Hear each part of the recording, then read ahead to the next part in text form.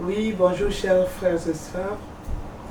Aujourd'hui, nous allons parler d'un thème, la liberté et la dignité. La dignité et la liberté, c'est deux choses vraiment très principales dans la vie de quelqu'un. Lorsque vous avez perdu votre dignité, c'est comme si vous êtes quelqu'un de... Vous êtes un mort.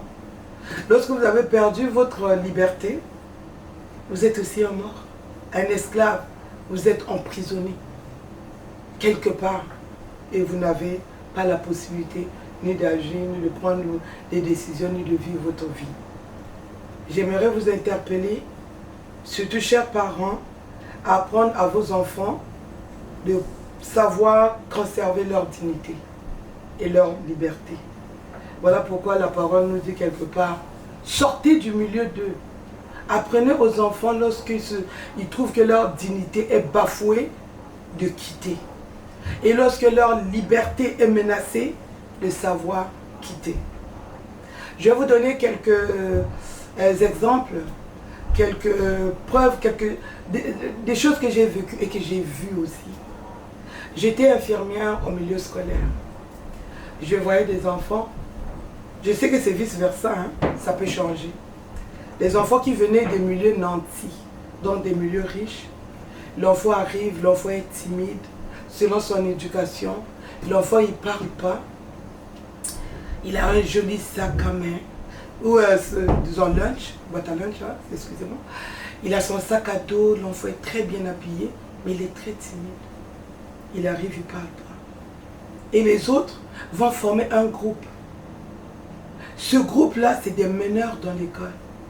Et quand l'enfant arrive, l'enfant sera intimidé. Simplement parce qu'ils vont trouver que l'enfant porte des belles choses que les autres n'ont pas. Ils vont trouver que c'est une nouvelle personne, un nouvel élève qui arrive à l'école. L'enfant sera intimidé. L'enfant va supporter. L'enfant sera malheureux. L'enfant ne pourra pas bien étudier. Mais à la fin, un jour, l'enfant n'en peut plus, il éclate. Et qu'est-ce qu'il fait? Il va aller battre les gens, les enfants, le groupe d'enfants qui le provoquaient. L'enfant était fort, il a frappé. Mais pas à peu près, mais il a frappé. Et les enseignants, le surveillant d'école, qu'est-ce qu'ils ont vu? C'est juste l'enfant qui frappait les autres. Mais ils n'ont pas vu ceux qui ont commencé ou celui qui a commencé. Donc, je pense que vous comprenez ce que je veux dire là. Voilà pourquoi. Apprenez à vos enfants. Cet enfant, on en avait marre. J'ai vu plusieurs cas, mais je prends le cas d'un seul. Il en avait marre de se faire humilier. Parce que quand il ouvrait sa boîte à lunch, il avait des belles choses dans sa boîte à lunch. Mais les autres, au lieu de venir vers lui tranquillement, soit demander, non, ils ont formé des gangs pour harceler, pour brimer cet enfant. Et quand l'enfant en avait marre, lorsqu'il a réagi, c'est cet enfant qu'on a arrêté, c'est cet enfant qui était traité d'agressif et c'est lui qui devait subir la thérapie auprès des travailleurs sociaux ou travailleurs sociaux de l'école. Les parents sont convoqués parce que l'enfant a battu. Mais ils oublient que l'atteinte psychologique est parfois plus destructive que l'atteinte physique. Et à la fin, les parents ont dû retirer leur enfant de cette école-là. Donc c'est pour vous dire, je vais vous prendre un exemple. J'étais toujours en milieu scolaire, infirmière dans un milieu scolaire, que je ne vais pas citer le nom ici, je vais taire le nom. Il y avait un groupe d'enseignantes. Donc ils étaient au moins 4 enseignantes. C'était des leaders, des meneurs dans cette école. Et à chaque fois, il y a des enseignantes qui démissionnaient. Des enseignants qui démissionnaient. La directrice ou le directeur qui arrivait démissionnait. Mais on ne comprenait pas, on croyait que c'était l'école. C'était l'ensemble de ce qui se passait à l'école qui était très dur. C'était difficile. Il y avait des enfants, parce qu'il y avait des enfants aussi à problème. Des enfants avec des problématiques de santé. Il y avait des enfants, plusieurs catégories qui avaient besoin de soutien. Donc, ce qui paraissait, c'était parce que cette école-là avait plus de demandes à cause des enfants qu'on devait assister. Mais non, ces enseignantes qui avaient formé un groupe. Et quand une nouvelle directrice arrivait, qu'est-ce qu'ils faisaient? Ce groupe d'enseignantes allait accueillir la nouvelle directrice. Oh, regarde, on est là pour te soutenir, on te montre ici, ils sont tellement gentils, ils font des choses. Et quand ils l'ont déjà pris dans leur engrenage, cette directrice ou ce directeur ne peut plus s'en sortir. Quand il va s'en rendre compte de ce qui se passe réellement, c'est trop tard. On l'a déjà comme envahi, acheté, brisé, il est là, il devient impuissant. Et à la fin, pour éviter tellement de problèmes, il va ou elle va démissionner. Donc, c'est comme dans d'autres milieux. J'ai fréquenté des milieux. J'ai fréquenté une église. Une fois, j'étais allée avec mes enfants. On nous avait invités. On va à une église.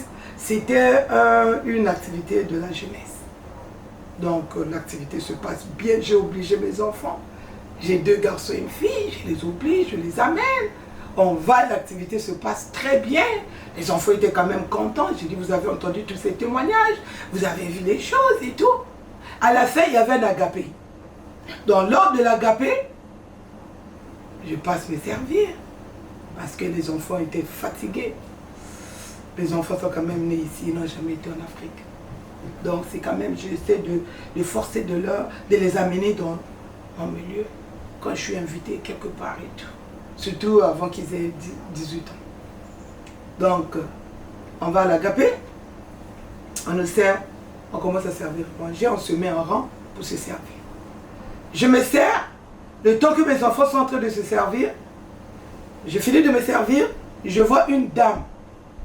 Paix à son âme, la dame est même déjà décédée. La dame, elle était trop vieille et elle avait très mal aux pieds, ne pouvait pas se déplacer. J'ai pris mon repas que je me suis servi, je suis allé donner à la dame. Et je donne à la dame, je reviens me mettre en rang pour me servir. Mais parmi celles qui faisaient le service, une là vient, elle m'arrache l'assiette que j'avais en main. Que je ne pouvais plus me servir, je m'étais déjà servi. Et on était à l'église, on venait de suivre des activités chrétiennes pendant au moins 1 semaine. À peu près, j'ai amené les enfants pour qu'ils comprennent la réalité africaine, d'où moi je viens, voir des choses et tout. Et puis qu'ils puissent intégrer. Et il prend mon assiette, bah, je jette la nourriture. Là, mon fils, l'aîné, me regarde et dit, maman, je t'en supplie, je te dois beaucoup de respect. Mais là où nous sommes rendus, là, on doit sortir. On sort tout de suite, sinon je fais du scandale. J'ai dit, ok, comme je ne pouvais rien dire, on sort. Je lui ai dit, est-ce qu'on peut aller manger au McDo? Oh oui, on va au McDo. Et je voyais sur le visage de mon fils le non-verbal, la frustration, la honte, l'intimidation, l'humiliation. Nous sommes sortis. Nous sommes allés au McDo, on a mangé, on a fini de manger, on rentre à la maison. Mon fils me demande, maman, où est ta dignité dans ce milieu? Où est ta liberté dans ce milieu? Maman, une clinicienne, ce que tu as, ce que tu gagnes, tu as pris l'argent pour aller donner. Parce qu'on devait faire une activité. Et là, on te frustre comme ça. Quelle indignation! Il me dit, maman, on en a assez entendu, on en a assez vécu. Mais pour cette fois-ci, je vais te demander que ce soit une dernière fois que tu m'amènes, que tu nous amènes dans tes activités chrétiennes. Nous, on veut voir autre chose, on veut vivre autre chose. J'étais mis devant un fait accompli. Il y avait le revers de la médaille aussi en laissant mes enfants aller dans d'autres églises. Et c'était à partir de ce moment, c'était une goutte d'eau qui avait fait déborder le vase et j'ai laissé mes enfants choisir chacune son église qu'ils pouvaient fréquenter. Mais à partir de ce moment, ils ont découvert des choses aujourd'hui qui ont rendu mes enfants très épanouis. Très épanouis. Ils ont compris que ce n'est pas ce que toutes les églises représentent. De l'église là où on était parti ce jour-là, parce qu'on avait été invités. Ils ont compris que d'autres églises et ailleurs, ils pouvaient aussi se faire de l'amitié, vivre l'amour fraternel. Et ça les a permis d'être aussi épanouis. Mais parce qu'ils avaient quitté, ils ont vu que maman, tu n'as plus de dignité. Tu n'as plus de dignité. Un deuxième exemple que je vais vous donner. Une fois, j'étais toujours dans une église. Hein, quand on m'invitait, je partais. Où il y avait des activités, je participais. Je pars dans une église. Vous savez, quand on fait la campagne financière, et puis on fait des appels. Voilà. On vendait des calendriers. J'ai mon argent, c'est combien? Non, calendrier pour le soutien. Je prends un calendrier. Une dame à côté me dit, oh moi aussi je voulais prendre, oh j'aime bien ce calendrier, oh c'est le calendrier de fin d'année mais j'ai pas d'argent. Maman Virginie, je dis, ben prends, je donne. Une autre à côté, eh ben maman tu as donné seulement, je dis prenez, puis je vais payer. Finalement, ils prennent les calendriers. Donc ça fait un bon montant. J'accepte de payer ce bon montant. Parce que je veux participer à la campagne. Mais à la fin, parce que j'avais payé les calendriers. Quand même, un groupe toujours. Vous voyez, même dans l'église, c'est toujours ça. Groupe de personnes, ils vont appeler le pasteur. Vous dites, pasteur, on veut te tuer. Maman Virginie a acheté les calendriers pour te tuer. Elle veut te tuer.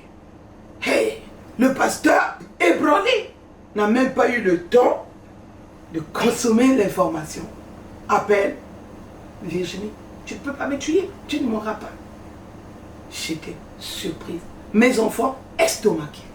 Mais maman, qu'est-ce qui se passe? Parce que quand tu payes, tu donnes l'argent, donc tu vas te faire un petit nom à l'église.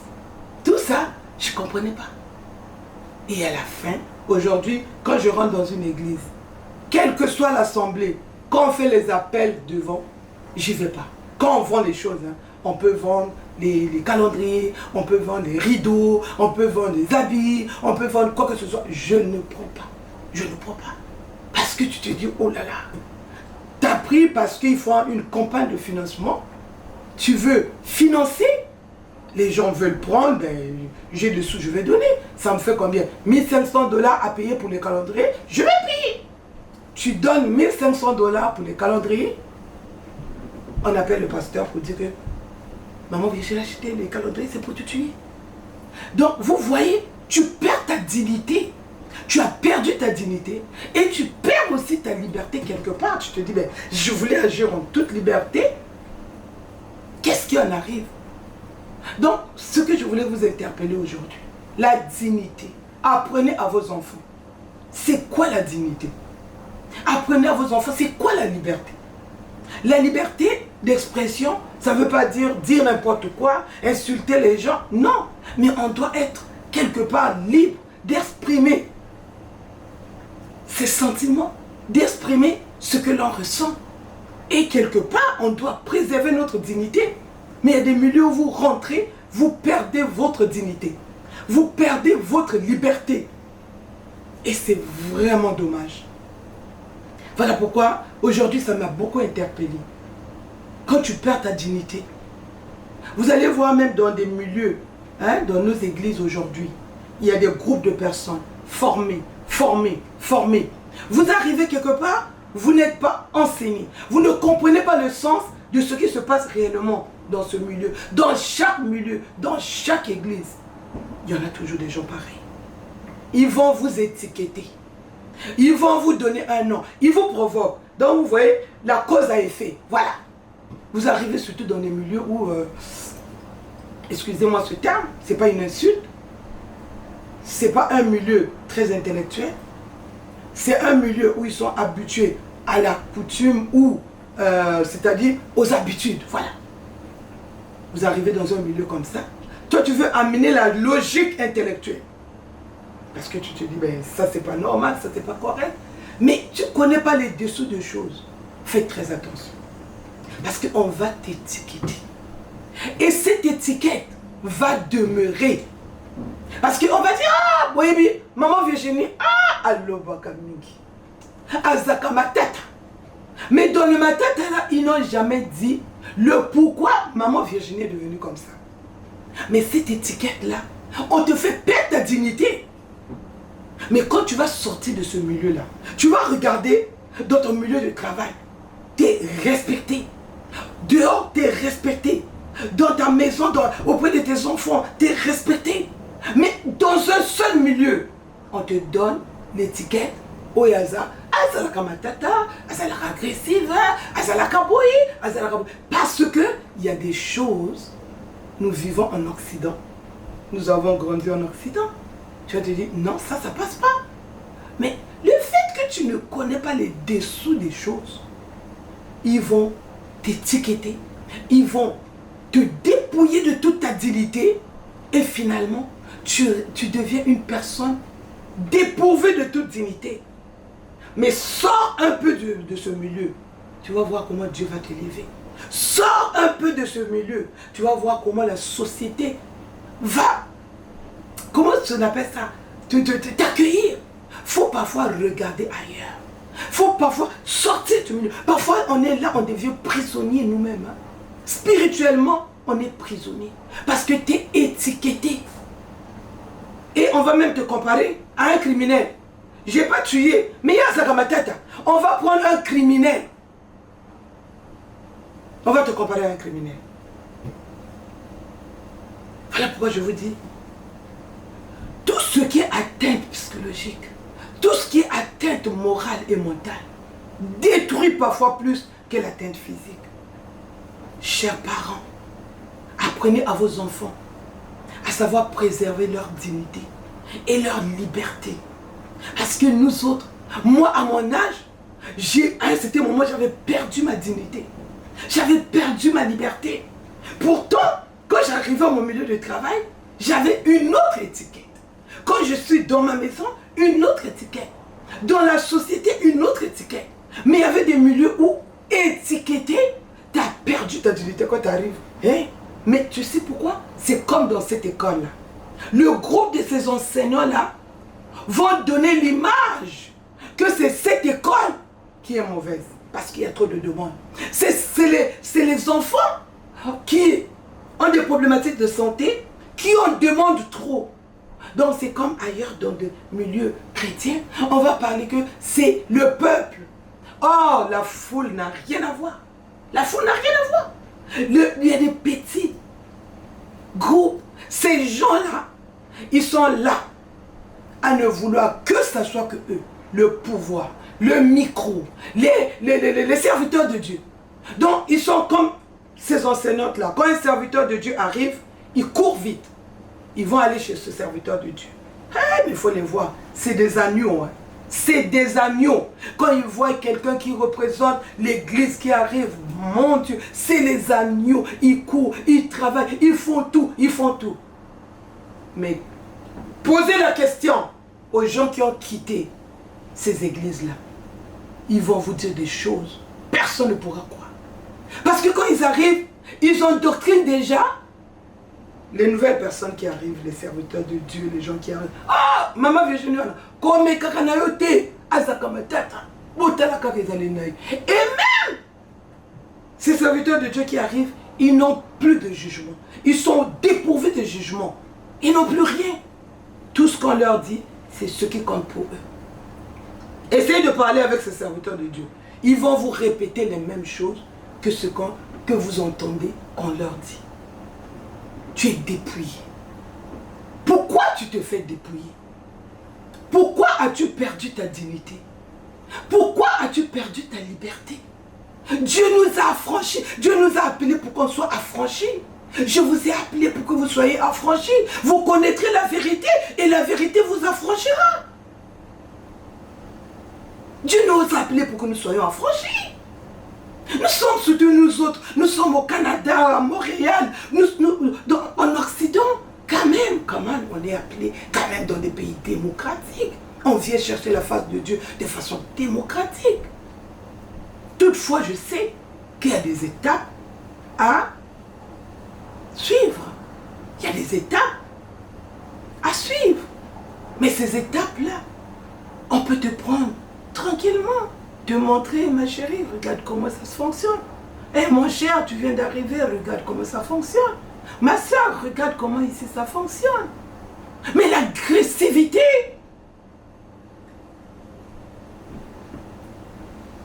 tenant et l'aboutissant. La cause à effet. Il ne regarde jamais la cause qui a créé l'effet. Voilà pourquoi moi aujourd'hui, j'apprends à mes enfants la liberté. Je dis, vous êtes libre de vivre votre vie. Mais vous devez savoir où s'arrête votre liberté. Et vous devez savoir c'est quoi la liberté. Et vous devez savoir c'est quoi la dignité. Où s'arrête votre dignité. Et comment on peut marcher. Qui marche sur votre dignité. Dans mon lieu de travail, il est arrivé. J'avais connu une collègue. Mais non. Tout ce qu'elle savait, c'est chercher des bibites dans ce que j'étais. Mais je faisais au-delà de ce qui m'était recommandé.